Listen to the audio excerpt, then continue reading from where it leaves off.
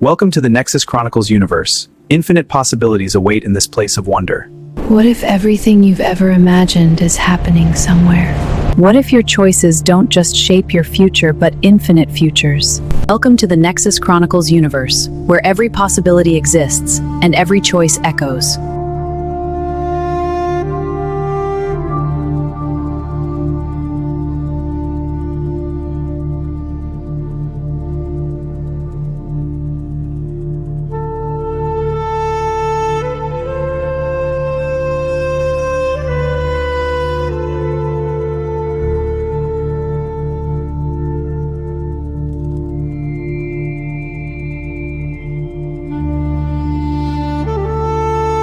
Welcome back to Cosmic Combos. Today, we're exploring the universe's mysteries. Right, let's start with dark matter's role in cosmos. And its impact on galaxies. Welcome everyone to the very first deep dive into a universe that's been living in these two brilliant minds for how long now?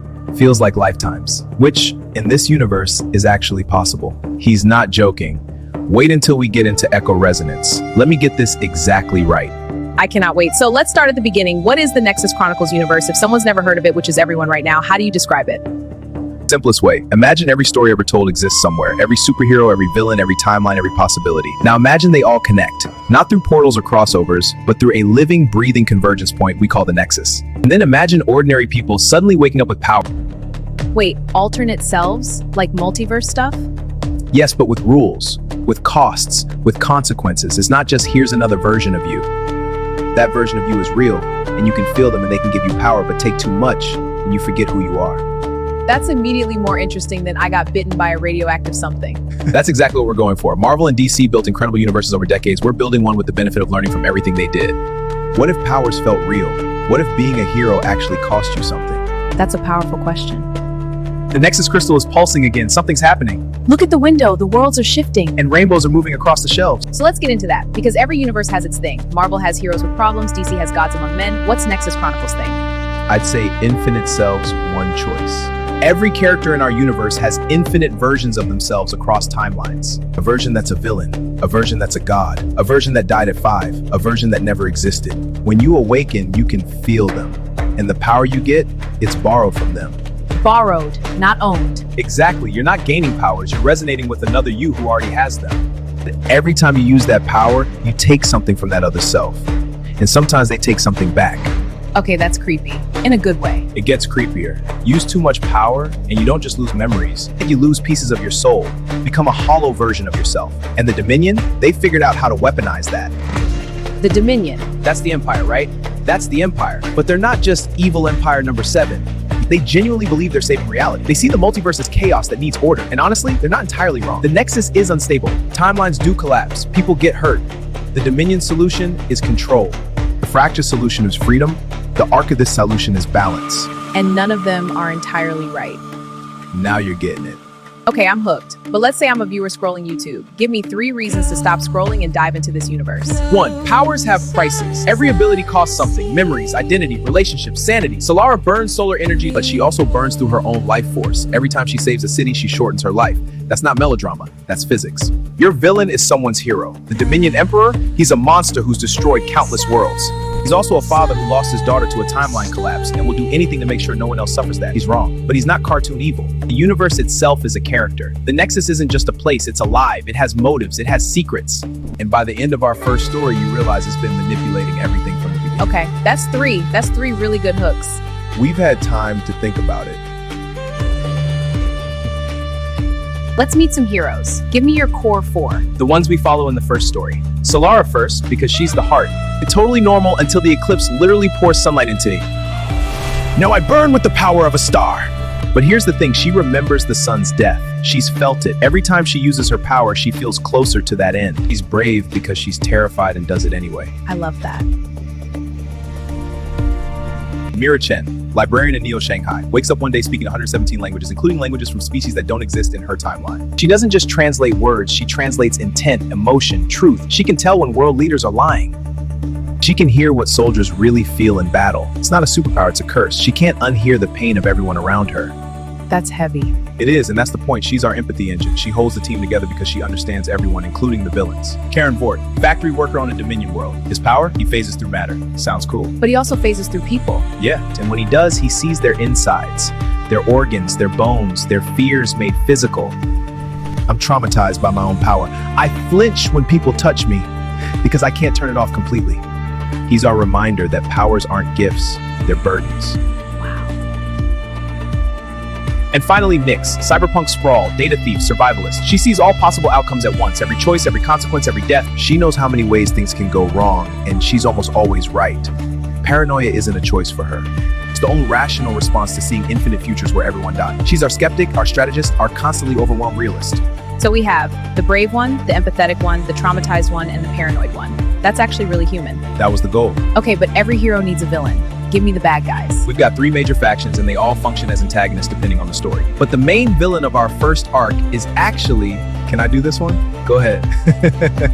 The Dominion Emperor. We never fully see his face. He's always in shadow or silhouette or reflected in glass. He's not a fighter, he's a strategist. He conquered 100 worlds not with armies, but with ideas. The idea that order is safety, that control is peace, that freedom is just chaos with a pretty name. So he's a fascist who thinks he's the hero. Exactly, and the terrifying part?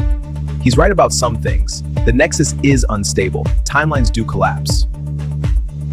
People are hurt by unchecked power. His solution is just monstrous, but his diagnosis is accurate. That's what makes him scary. You can see his point even as you fight him. Then you have General Vex, his right hand. Not ideological, she's practical. She commands the Echo Legions, soldiers fused. She doesn't care about order or freedom. She cares about winning. She's our evil because she chose a villain. And the Fractured? They're rebels, right? Not exactly villains? Not exactly heroes either. Their leader, Wraith, started with good intentions. Free the awakened, fight the Dominion. But he's been fighting so long, he's become what he hates. He sacrifices civilians for the greater good of his own people. He's a revolutionary who forgot why he started revolting. Everyone in this universe is complicated. Even the archivists, the ones trying to maintain cosmic balance, have done terrible things to preserve that balance. Quarantining entire timelines, letting worlds die to save the multiverse. So no pure evil, no pure good. Just people with power making choices. Let's talk settings. Where does all this happen? Okay, this is my favorite part. We've designed 4 core realms that all feel completely different. Prime reality first. That's our world, essentially. 2123, so slightly futuristic but recognizable. Neo Shanghai, New London, Pacifica City, where most people are baselines.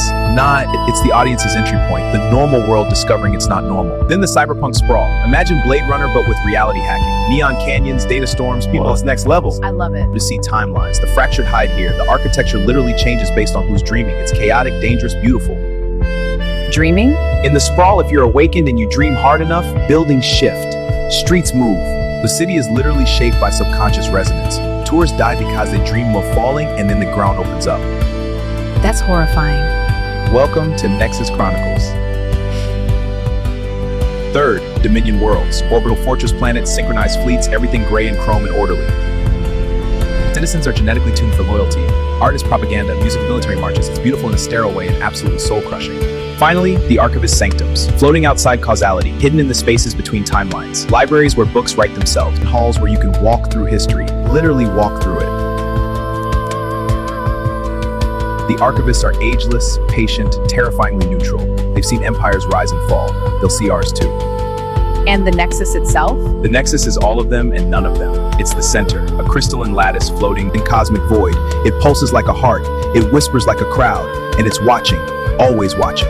Okay, every great universe has rules. Marvel has the Infinity Stones rules, DC has the Speed Force rules. What are Nexus rules? 4 core rules. 1. Echo resonance. Power comes from connection to ultimate selves. Stronger connection, stronger power. But lose yourself in them, and you never come back. 2. Chronicle law. Fixed points in time cannot be erased, only reshaped. You can't stop a hero from dying, but you can change how they die. The Nexus cares about outcomes, not methods. 3. Nexus debt. Using power costs something. Memories, life force, identity. The Fractured trades stolen memories to offset their debt. The Dominion forces prisoners to pay it for them. Nothing is free. 4. Fracture risk. Overuse of Nexus pathways can collapse realities. That's bleak. It's honest. Power without consequence isn't power, it's a fantasy. We wanted a universe where every choice matters, because every choice costs something. So what stories are you telling in this universe? We're starting with the Awakened era, the moment ordinary people first get powers. 4 strangers wake up, being hunted, finding each other, and choosing to become heroes. Then Fracture Point, a psychological thriller about a scientist who steals a piece of the Nexus and has to decide who to trust while reality unravels around him. Then Dominion Ascendant, the Empire's full invasion, the resistance, the cost of freedom. Think Empire Strikes Back, but with more moral complexity. Moral complexity, I'm intrigued. And eventually, the final chronicle, the one that reveals what the Nexus actually is. And trust me, you won't see it coming. Tease. We have to leave something for later. Final question. In a world with Marvel, DC, Star Wars, every franchise imaginable, Oh, that's tough, but fun. why should someone invest their time and heart in Nexus Chronicles? Because we're all infinite. Every person has versions of themselves they never became. The doctor who became an artist, the artist who became a soldier who died at 20, the version of you that made different choices, loved different people, lived a different life. This universe says those versions are real, they exist, and they're connected to you. Your power isn't something external, it's the you. Nexus Chronicles says you already are heroes in other lives, other timelines. The question is, can you live up to yourself? That's beautiful. It's also terrifying, because if you have infinite selves, which one is really you? That's what our characters struggle with. That's what we all struggle with, if we're honest. So why invest in this universe? Because it's about you, about all the versions of you, about the choices that make you who you are, and the choices that could make you someone else entirely.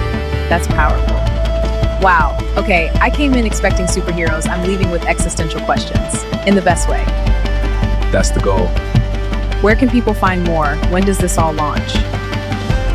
We're starting with the podcast series. This is episode 1. Then concept art, character profiles, short stories. Eventually the first screenplay. We're building this with the audience, not just for them. Follow us, subscribe, ask questions. The Nexus responds to attention. The more you engage, the more it reveals. I love that. Okay, final thoughts? Remember, every choice echoes. Make yours count. And somewhere out there, another version of you is already watching. Say hi to them for us. Perfect. That's the show. Infinite Possibilities One podcast. We'll see you in the Nexus. Nexus Chronicles Universe. The awakened era begins now.